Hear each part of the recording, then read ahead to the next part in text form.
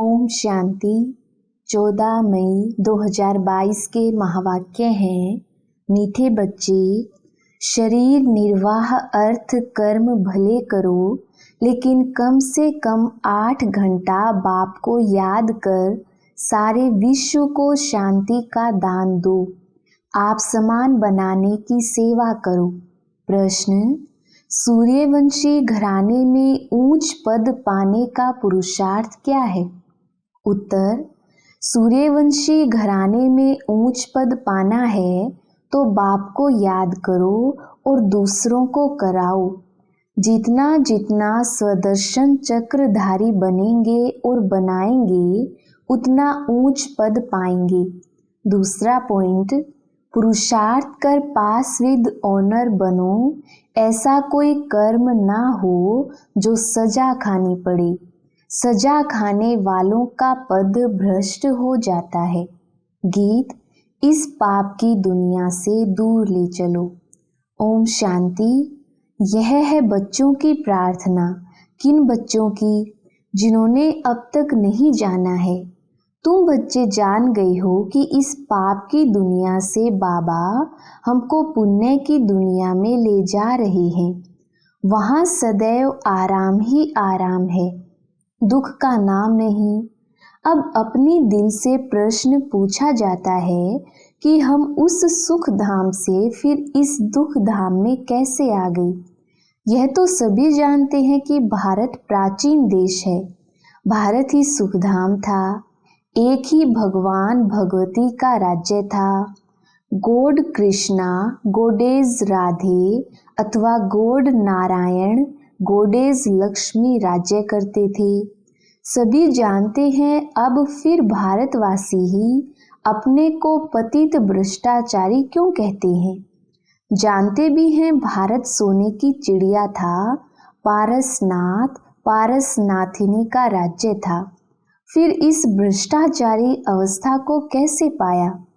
बाबा बैठ समझाते हैं, मेरा भी यहाँ ही जन्म है, परंतु मेरा जन्म दिव्य है।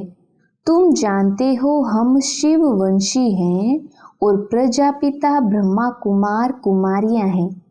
इसलिए बाबा ने समझाया है, पहले पहले यह पूछो, गॉड फादर को जानते हो? कहेंगे फादर है ना, फिर संबंध क्या पूछते हैं? पिता तो हो ही गया। शिव वंशी तो सभी आत्माएं हैं, तो सब ब्रदर्स हैं। फिर साकार प्रजापिता ब्रह्मा से क्या संबंध है? तो सभी कहेंगे पिता है ना, जिनको आदि देव भी कहते हैं। शिव हो गया निराकार बाप, वह इमार्टल ठहरा। आत्माएं भी इमार्टल हैं। बाकी साकार एक शरीर छोड़ दूसरा लेते हैं। निराकार शिव वंशी हैं, उसमें फिर कुमार कुमारियां नहीं कहेंगे। आत्माओं में कुमार कुमारीपना नहीं होता। प्रजापिता ब्रह्मा के बच्चे हैं तो उसमें कुमार कुमारियां हैं। शिववंशी तो पहले से ही हैं। शिव बाबा पुनर्जन्म में नहीं आते हैं। हम आत्माएं पुनर्जन्म में आती हैं। अच्छा, तुम जो पुण्य आत्माएं थी, फिर पाप आत्माएं कैसे बनी? बाप कहते हैं तुम भारतवासियों ने अपने आप को चमाट लगाई है। कहते भी हो परम पिता, फिर उनको सर्वव्यापी कह देते हो। पुण्य आत्मा बनाने वाले बाप को तुमने कुत्ते बिल्ली पत्थर ठिक्कर सब में ठोक दिया है। वह बेहद का बाप है जिसको तुम याद करते हो। वही प्रजापिता ब्रह्मा के मुख द्वारा ब्राह्मण रचते हैं। तुम ब्राह्मण फिर देवता बनते हो। पतित से पावन बनाने वाला एक ही बाप ठहरा। उनको सबसे जास्ती तुमने डिफेम किया है, इसलिए तुम्हारे पर धर्मराज द्वारा केस चलेगा। तुम्हारा सबसे बड़ा दुश्मन है 5 विकारों रूपी रावण। तुम्हारी है राम बुद्धि, बाकी सबकी है रावण बुद्धि। राम राज्य में तुम कितने सुखी थे, रावण राज्य में तुम कितने दुखी हो। वहाँ है पावन डिनाइस्टी, यहाँ है पतित डिनाइस्टी। अब किसकी मत पर चलना है? पतित पावन तो एक ही निराकार है। ईश्वर सर्वव्यापी है, ईश्वर हाजिरा हजूर है। कसम भी ऐसे उठवाते हैं। यह सिर्फ तुम बच्चे ही जानते हो कि बाप इस समय हाजिरा हजूर है। हम आँखों से देखते हैं। आत्मा को पता पड़ा है परमपिता परमात्मा इस शरीर में आया हुआ है। हम जानते पहचानते हैं शिव बाबा फिर से ब्रह्मा में प्रवेश हो हमको वेदों शास्त्रों का सार और सृष्टि के आदि मध्य अंत का राज बतलाए त्रिकालदर्शी बना रही हैं। स्वदर्शन चक्रधारी को ही त्रिकालदर्शी कहा जाता है। विष्णु को यह चक्र देते हैं। तुम ब्राह्मण ही फिर सो देवता बनते हो। देवताओं की आत्मा और शरीर दोनों पवित्र हैं। तुम्हारा शरीर तो विकार से बना हुआ है ना। भल तुम्हारी आत्मा अंत में पवित्र हो जाती है, परंतु शरीर तो पतित है ना, इसलिए तुमको स्वदर्शन चक्र नहीं दे सकते हैं। तुम संपूर्ण बनते हो, फिर विष्णु की विजय माला बनते हो, रुद्र माला और फिर विष्णु की माला। रुद्र माला है निराकारी और वह जब साकार में राज्य करते हैं तो माला बन जाती है। तो इन सब बातों को तुम अभी जानते हो, गाते भी हैं पतित पावन आओ, तो जरूर एक हुआ ना। सर्व पतितों को पावन बनाने वाला एक ही बाप है। तो पतित पावन most beloved incorporeal God father ठहरा। वह है बड़ा बाबुल। छोटे बाबा को तो सब बाबा बाबा कहते रहते हैं। जब दुख होता है तब परम पिता परमात्मा को याद करते हैं। यह बड़ी समझने की बातें हैं। पहले पहले यह बात समझानी है, परमपिता परमात्मा से आपका क्या संबंध है? शिव जयंती तो मनाते हैं। निराकार परमपिता परमात्मा की महिमा बड़ी भारी है। जितना बड़ा इम्तिहान उतना बड़ा टाइटल मिलता है ना। बाबा का टाइटल तो बहुत बड़ा है। देवताओं की महिमा तो कॉमन है। सर्वगुण संपन्न, 16 कला संपूर्ण, बड़ी हिंसा है काम कटारी चलाए, एक दो को आदि मध्य अंत दुख देते हैं। यह है बड़ी भारी हिंसा। अभी तुमको डबल अहिंसक बनना है। भगवानुवाच, हे बच्चे, तुम आत्माएं हो, हम परमात्मा हैं। तुम 63 जन्म विषय सागर में रहे हो। अब हम तुमको क्षीर सागर में ले जाते हैं। बाकी पिछाड़ी के थोड़ा समय तुम पवित्रता की प्रतिज्ञा करो। यह तो अच्छी मत है ना। कहते भी हैं हमको पावन बनाओ। पावन आत्माएं मुक्ति में रहती हैं। सत्युग में है जीवन मुक्ति। बाप कहते हैं अगर सूर्यवंशी बनना है तो पूरा पुरुषार्थ करो, मुझे याद करो और औरों को भी याद कराओ। जितना जितना स्वदर्शन चक्रधारी बनेंगे और बनाएंगे उतना ऊंच पद पाएंगे। अभी देखो यह प्रेम बच्ची देहरादून में रहती है। इतने सब देहरादून निवासी स्वदर्शन चक्रधारी तो नहीं थे। यह कैसे बनी? प्रेम बच्ची ने आप समान बनाया। ऐसे आप समान बनाते बनाते दैवी झाड़ की वृद्धि होती है। अंधों को सज्जा बनाने का पुरुषार्थ करना है ना। 8 घंटा तो तुमको छूट है। शरीर निर्वाह अर्थ धंधा आदि करना है। जहाँ भी जाओ कोशिश करके मुझे याद करो। जितना तुम बाबा को याद करते हो गोया तुम शांति का दान सारी सृष्टि को देते हो। योग से शांति का दान देना कोई डिफिकल्ट नहीं है। हाँ, कभी कभी योग में बिठाया भी जाता है क्योंकि संगठन का बल इकट्ठा हो जाता है। बाबा ने समझाया है, शिव बाबा को याद कर उनको कहो, बाबा यह हमारे कुल वाले हैं, इन्हों की बुद्धि का ताला खोलो। यह भी याद करने की युक्ति है। अपनी प्रैक्टिस तो यह रखनी है, चलते फिरते शिव बाबा की याद रहे। बाबा इन पर दुआ करो, दुआ करने वाला रहमदिल तो एक ही बाबा है। हे भगवान इस पर रहम करो, भगवान को ही कहेंगे ना। वही मर्सीफुल, नॉलेजफुल, ब्लिसफुल है, पवित्रता में भी फुल है, प्यार में भी फुल है। तो ब्राह्मण कुल भूषणों का भी आपस में कितना प्यार होना चाहिए, किसको भी दुख नहीं देना है।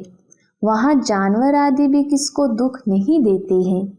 तुम बच्चे घर में रहते भाई भाई आपस में लड़ पड़ते हो थोड़ी सी बात में, वहाँ तो जानवर आदि भी नहीं लड़ते।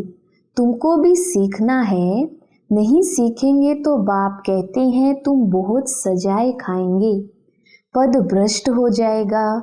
सजा लायक हम क्यों बने, पास विद ऑनर होना चाहिए ना। आगे चलकर बाबा सब साक्षात्कार कराते रहेंगे। अभी थोड़ा समय है, इसलिए जल्दी करते रहो।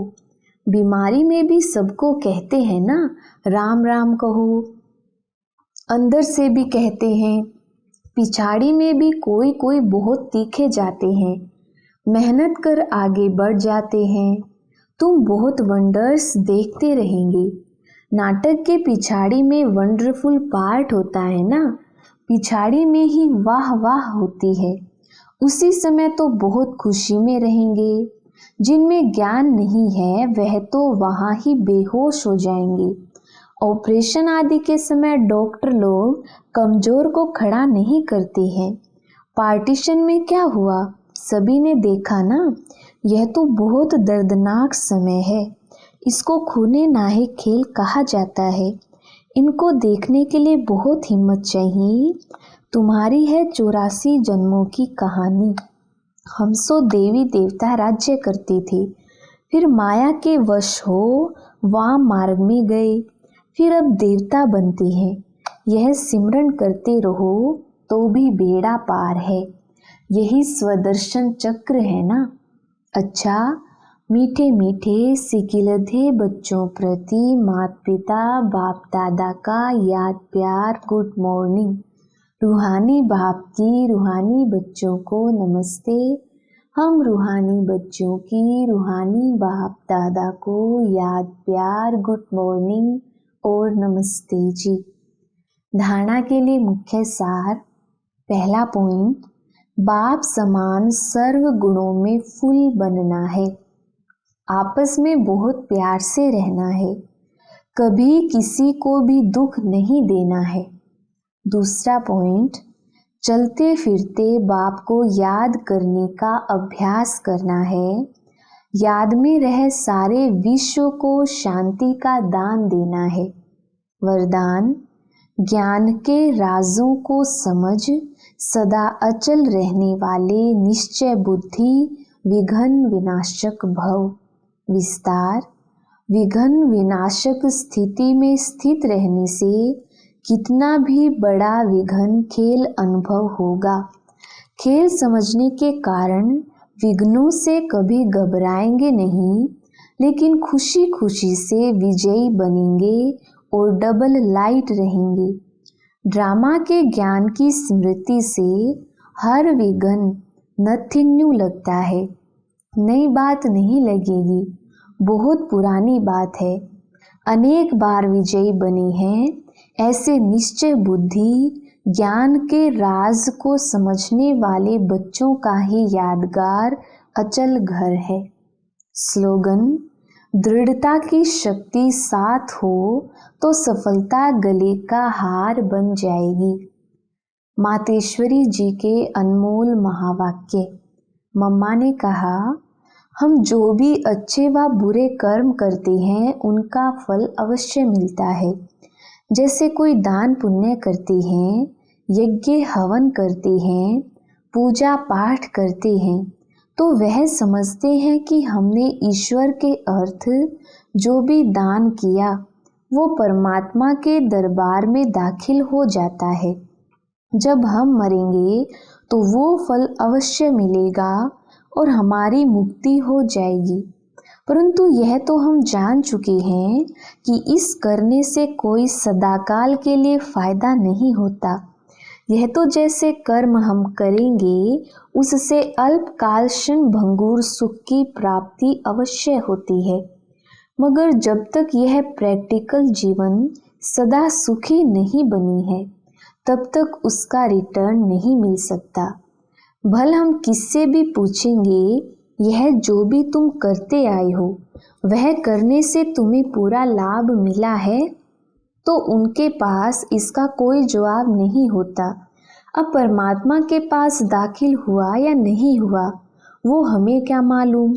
जब तक अपनी प्रैक्टिकल जीवन में कर्म श्रेष्ठ नहीं बनी है तब तक कितनी भी मेहनत करेंगे तो भी मुक्ति जीवन मुक्ति प्राप्त नहीं होगी।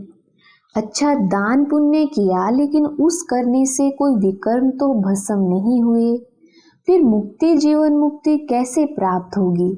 भल इतने संत महात्माएं हैं, जब तक उन्हों को कर्मों की नॉलेज नहीं है तब तक वो कर्म अकर्म नहीं हो सकते, ना वह मुक्ति जीवन मुक्ति को प्राप्त करेंगे। उन्हों को भी यह मालूम नहीं कि सत धर्म क्या है और सत कर्म क्या है। सिर्फ मुख से राम राम कहना, इससे कोई मुक्ति नहीं होगी।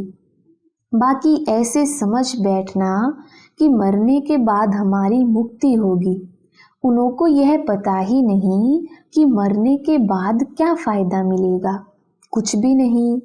बाकी तो मनुष्य अपने जीवन में चाहे बुरे कर्म करे चाहे अच्छे कर्म करे, वो भी इस ही जीवन में भोगना है। अब यह सारी नॉलेज हमें परमात्मा टीचर द्वारा मिल रही है कि कैसे शुद्ध कर्म करके अपनी प्रैक्टिकल जीवन बनानी है। अच्छा, ओम शांति।